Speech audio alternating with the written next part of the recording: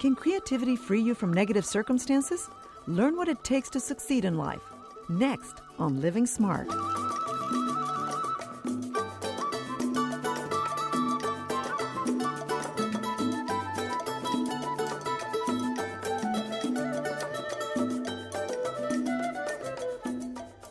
Hello, I'm Patricia Gras. Welcome to Living Smart. This is a new series about getting the most out of life. Today's guest, Dr. Raul Cuero, teaches us how he overcame the odds through creativity, hard work, and the power of invention. Have a pen and paper ready. At the end of the show, we'll give you more resource information.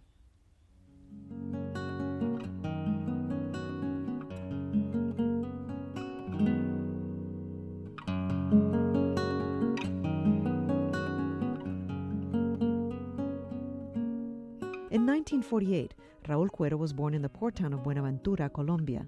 Most dwellers here of African descent whose ancestors had escaped slavery. Raul came from a family of 7. Poverty was my fortune. So for instance, since I didn't have much toys for me to play around, and I used to visit my grandmother, who used to live in a house was really sharp. There was nothing, and we had to sleep on the floor with her. There was no bed.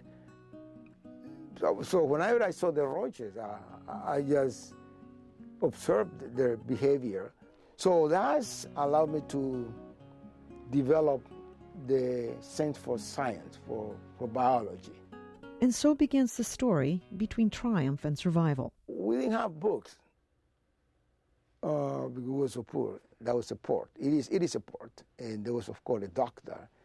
And all these foreign ships used to come into the dock. And we, as a kid, we used to go to the dock, and what we did was just looking through the rumbles and pick up whatever we saw. And myself, I was very much interested in picking up books and magazines. Besides reading, Cuero became a keen observer and realized he needed to break away from his town. My father and my mother both didn't know how to write and read. However, my father always mimicked to know that he knew how to write and read. He pretended that he knew how, but I discovered that he didn't know. So I promised myself that I would never be that way. To keep his promise, Raul excelled in school and soccer. But then a brother of mine died at an early age because he was playing soccer. He got kicked in the legs and get tetanus. So my parents were scared, so I had to give up my soccer and start playing basketball. This opportunity opened the door to the world of higher education through a basketball scholarship. He was chosen to play on the state team and later became the top player on the national Colombian team. But for the first time in his life, away from home, Raul began to encounter prejudice and discrimination. Colombia is a Eurocentric country. When I was there, people looked at me different. But I didn't pay attention. All the time they told me I was wrong. But I never took that thing as a bad comment. On the contrary, I always took it in a positive way. I thought that indeed I probably need to improve. The way I spoke, the way I dress, the way I behave, everything was criticized. Made me feel outcast. And then when they told me, well, you can't speak, so I went to read the greatest people. I read all the classics. But the people around Raul never noticed his intellectual pursuits. He says he didn't fit into their stereotype. When they see somebody of my height, of my background, ethnic background, and geographic background, they never think that you are intellectual. And I realized that, and that made me very sad, and that was the reason why I started getting harder into my education. Because I realized that whenever I step off the basketball court, I didn't have any value. When he graduated from college, a visiting American professor offered Cuero a scholarship in America. What he remembers most before leaving his country for the first time was the last conversation he had with his coach, when he said, You know, Raul, everybody is born with a particular attribute, and that's given by God. And I think that your attribute is in sport. And that's what gave me more determination to leave the country and continue my education.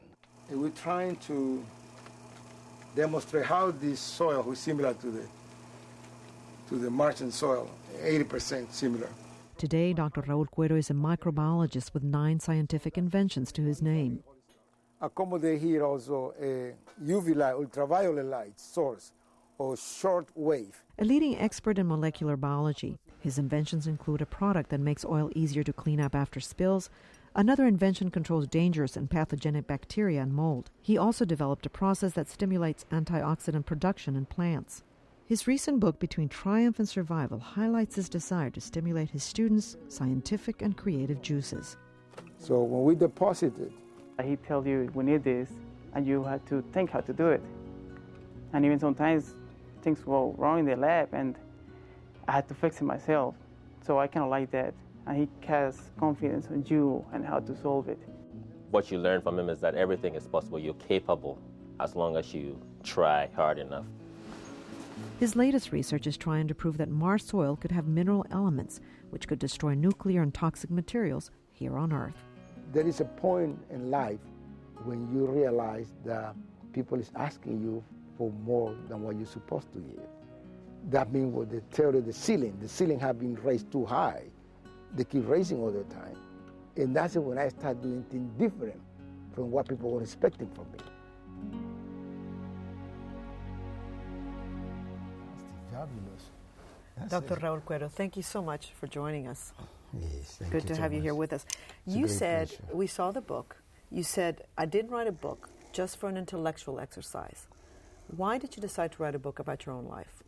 2 points. One, because regardless where I go in the world, people are always surprised that a person with my ethnic, geographic, and social background and economic background who is able to speak 4 languages, to have intellectual and scientific development at such a high level, and to be able to travel all over the world.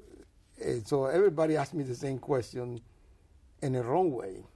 They always expect me, or they always thought that I belong to some upper class or a very rich person in the world. I always laugh. So it was very comical to me and whimsical at times. And so I had to explain the world, because the question was always the same regardless of the language or the culture. Looking back at your life, what was the hardest thing you had to overcome to achieve what you have and who you are today? Predicaments, ethnic, racial, economic, social, geographic predicaments. What do you mean? Because people, when I was trying to behave like a normal Homo sapien thinker, people didn't expect me to be that way. And it was hard for me. When I was an athletic, a basketball player, people saw me like I was the person that I could not think, that I was not intellectual as I am myself. They didn't have any expectation of me. It was very hard. In fact, that was one of my turning points in my life, to be determined to continue my education. Wonderful. Now, in your book, you mention this a lot of times. You say it is important to have a universal consciousness. Why is that important to succeed, and what does it mean exactly? It is very important. After been dealing with predicaments and prejudice, I realized that the only way for a person to overcome predicaments and prejudice, which after traveling so much, I realized that it's more local. It's a local attitude than universal attitude. So you have to develop the perception of who you are according to your own nature, and your nature is a universal aspect. And What do you mean? in the sense that when you are universal, you extrapolate any local predicament or any local judgment of the society and culture. So you translate all your potential in order to be able to overcome local expectation on you, including prejudice. In a universal context, you go above individual, above society, above culture, So it's like coming from above. So you transcend it. You transcend it. That's Okay. what universality gives you. And also within the context of universality, you find a very broad range of possibility. Right. It's like looking everything from above. You're not limited by why society thinks about you or what they tell you to do. That is correct. Creativity, that is a big issue for you. How did you find creative solutions for life's problems? When did you realize that you needed to be creative to overcome the things that happened to you? That answer is part of the first one or the previous one. In fact, I realized that when people expect you to behave in a certain way or expect you to be limited by what they think, the only way is by changing the expectations by you doing something that the other person doesn't expect that you can do. That's what creativity. And creativity is based on innovation, it's based on something that is not obvious, is based on the unknown. So when you do the unknown, the person who expects the known will be shocked. He won't have any time even to know how you do things. Do you remember in your life an example of this when you were a child or a teenager? Oh, yes, indeed. I got so many examples. For instance, I didn't have money. Most of my friends had some money to go to movies or go around. And our town was pretty dull in terms of the entertainment. And I found myself trapped in the sense that I didn't even have any toys. So I started playing with roaches in the house of my grandmother because that was the only 16 thing that I could say. And I started observing how the roaches behave. And I found that they walked in pairs. And I entertained myself by chasing the roach that was missing of the pair.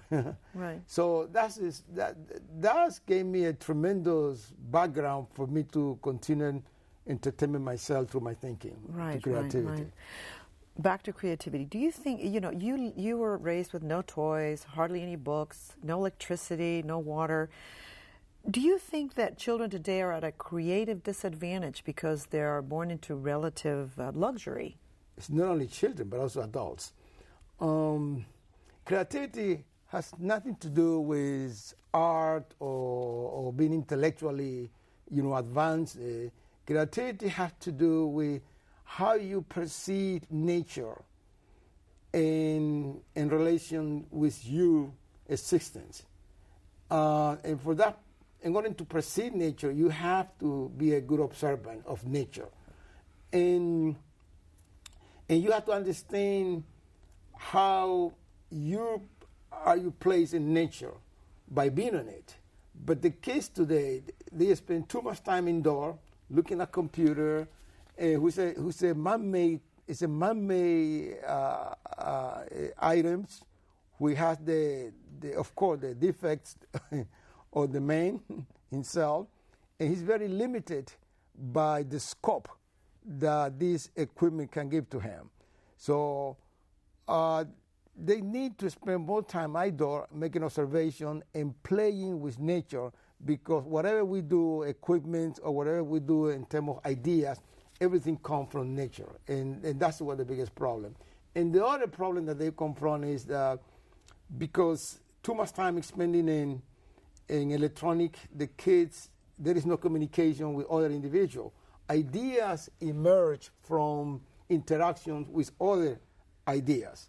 Right, other people, Other talking, people. conversing. Of course, right. ideas come from people and from And nature. playtime is very important for children. Yeah, That's where they get it. Yeah, and Albert Einstein's relativity concept come from his casual conversation with Max Planck and Niels Bohr. That's In the porch of the house of this individual drinking tea. That's right. And so that's the way to. So they're missing a lot. You mentioned another thing that I thought was very interesting. You said you have to do everything with intensity. What did you mean by that? Oh, that's very important. You got to get committed, to be compromised, and be very focused without fear of failing in the process or achieving something. And This is one of the main points that children today, even adults, are missing. Often people are afraid that they're going to fail, and so they don't commit themselves, and they mix the intensity of what is required in the process to obtain an objective. And that's one of the biggest problems. So you have to be very intense in whatever you do, because the intensity is what makes you feel a process complete for you to create something. And you talk about process. You believe that we have ceased to enjoy the process of reaching goals. What did you mean by that? You're against the quick fix. Good things take time, you say. That's right. And everything is a process, because it is within the process that you find ideas, answers, and not solutions. A process is like a stepwise. It's a stepwise advancement. And in the way how ideas come out, creative ideas come out, is in a stepwise. It's like when you look at the pond with the wavelengths, with the wave of the water. The first wave construct is the base for the next one, and the next one is the base for the other one. So that's the way how creativity comes. It comes in a stepwise process. You cannot plan creativity. You cannot plan creativity. So enjoy the process. Enjoy the process in the meantime, and never allow the results of the process to be the motive for you to do anything. Now, we saw in the story you were raised in a black town where you didn't face prejudice because everyone looked like you. Yet when you moved to the large city, you started facing prejudice. How drastic was your first encounter with prejudice, and how did you deal with it the first time? It was very shocking to me, but I knew how. I took it naturally, because thanks to one reason. I grew up with my grandmother. When I was 5 years old, she was 109. Wow.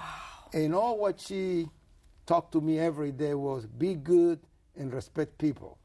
And that's particular advice that I didn't understand at the beginning make me to build a shield in myself, a shield of goodness, and not to overreact to things, because I always thought that whatever people told me was for my benefit or for my goodness.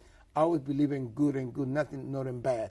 So that's become my protection, and I didn't overreact. And still today, I don't overreact to any prejudice. On the contrary, I always take critics or even prejudice as a fuel to encourage me to do better. Right, right. You just spoke about your grandmother. We all have mentors in life, people who really make a difference. Who's had the most impact in your life and your success, and why?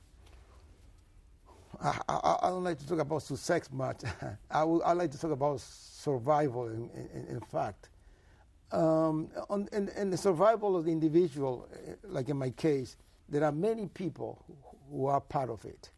When you live a process, every step of the process encounter different situations. Therefore, you have a different mentors, different individuals. Right, at different times in life. At different time of life. So right. They all play equal role. It's like when you create a symphony, each equipment, each instrument is playing a role in the symphony, a particular tempo, like the musician talk about it. So my grandmother was great because she created a foundation for me to protect against all the prejudice I was going to encounter that I didn't know I was going to have right, that. Right. And then I have intellectual mentors. There were tremendous intellectual mentors in the United States, in Europe, in Colombia, in Latin America. They were fantastic. They all play equal role. Yeah. And that's confirmed what I call the human colony. We live in a human colony. That means we support each other. As an inventor and a science, you often mention how important it is to learn by doing. What do you mean? It's very important learning by doing. There is I would call a misconception that people think that we learn exclusively by reading. No, in my case, I learned everything through inductive process, like the painter, rather than the deductive process. Deductive meaning knowledge that's already out there. Correct. Inductive is new knowledge. It's a new knowledge. Yes, Okay. you create that. You go. Okay. You come from inside to outside. Right. You dive in and you come out with it. That's what the painter does, and that's what the great scientist had done. Galileo, he had to be inducted in the concept. And so what happens is when you do something, that's what. In fact, that's the problem with the children today. They follow a menu or instructions, Right. but they don't create those menus. They don't have the opportunity to create those menus. They don't give the time themselves to create those menus. So when you play on nature, when you do things with your hands, you start improving, creating new thinking. But when somebody tell you the instruction, give you an instruction or give you an information, you only have half of the story, because the beginning has been given by somebody else. So when you do something, you have many questions. And when you have many questions, that's when you have creativity. The answers are secondary. In your point of view, what do you think is wrong with American education today? The American education has a very good foundation, because that was one of my educations. As you know, I was educated here as well as in England, but it has a good foundation. The only problem is that I confront is that there are three problems. The intellectual culture in academia have been lost, or is in the process to be lost. So there is a need to have an intellectual culture. What I mean by that? I mean that we should not send the kids or the children to school just to learn to get a job. We should send the children to school to be exposed to knowledge, to the unknown, but not thinking that that's just mechanical to get a job. Because most of the jobs are mechanical. That means when it is mechanical, it's very limited. So you limit your thinking completely. And so that lack of intellectual culture in academia is causing a problem. The other part on the educational system is that there is all the responsibility have been given to the teacher. I think there had to be an involvement of parents. But what happened is that today both parents and uncles, all the relatives who compose the culture of the family, are not participating in raising the kids because they are also working.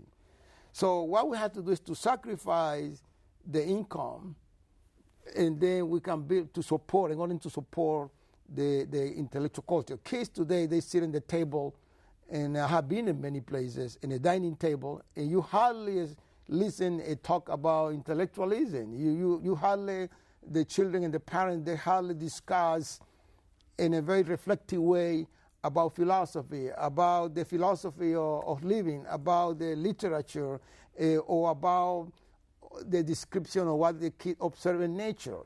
All what they do is watching the TV or simply talking about superficial information. Right. So there is a lack of communication within the family. How do you know, Dr. Cuero, that you're living smart?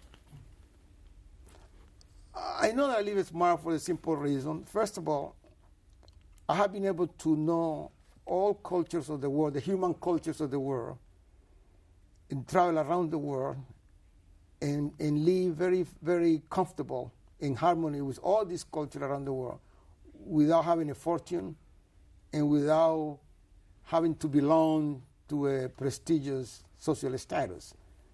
And also, I feel that I have lived smart because I have been able to exude my abilities in order to be a contributor to society through my creativity in science, as well as my productivity intellectually.